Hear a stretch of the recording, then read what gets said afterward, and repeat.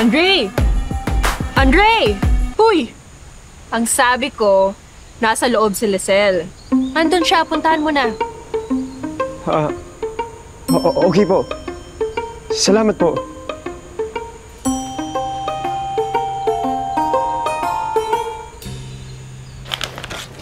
Ang dami naman ito!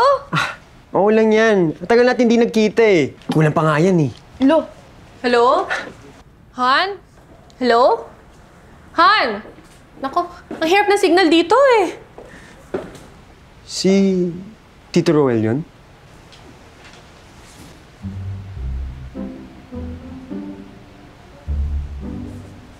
Okay lang ba mama mo? Buti di nalungkot mama mo, no? Alam mo, okay lang ba dito ako mag-hangout lagi? Ha? Ayoko kasing umalis. Kung nasa bahay ako, nabobore lang naman ako. So, okay lang ba ang dito ako mag-hangout? Pag-isipan ko. Pwede naman. Pwede. Cool. Ay! Teka! Magbe-bake pa nga pala ako. Nag-bake ka? Oo. Wow! Painting, baking. Baka sunod yan, dating na. Ikaw Hoy, hindi pa. Baka ikaw. Ay. Sus! Sel, yung papa mo, nagtatanong.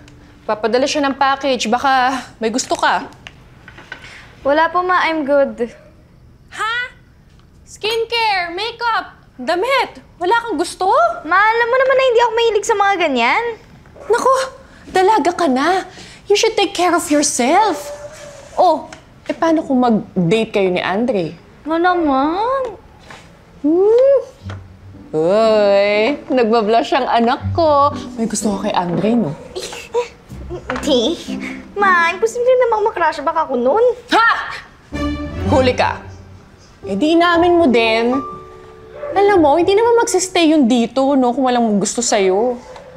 Sandali lang siya sa Manila, pero he chose to stay here, sa bahay natin, instead of going out with his friends. Sino pa ba ang gusto niya? Ngingiti-ngiti ka dyan. Siyempre, ikaw!